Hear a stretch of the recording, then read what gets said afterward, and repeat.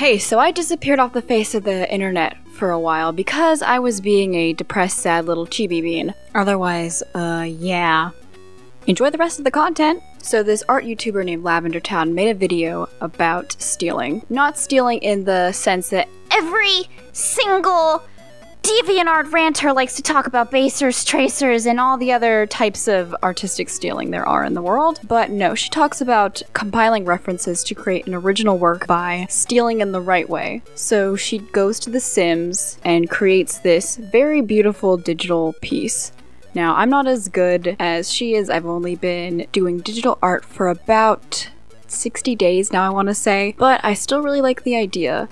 So I tried it out myself. So I took to The Sims first to try to compile a bunch of rooms and stuff. I did maybe take a bit too long because, you know, Sims is a void that you get stuck in and you're just like, I gotta keep playing, man. Gotta have this big family of people that don't love me and they're just ones and zeros. But after smashing that C button so hard, I finally got at least one reference photo that I liked. I decided to make a massive freaking mistake and basically use the line tool to trace everything, and that didn't work out very well, so scrapped it all and decided to take to just doing it the more organic way, just tracing it normally, just using a brush tool, and that turned out a lot better. Coloring went smoothly, I guess. I mean, coloring really isn't that hard. That's the thing I normally do. I never ever do line art digitally because I'm not very good at it. I need to practice it, but normally I just color everything, so that was fine. But otherwise, besides the sketching part of it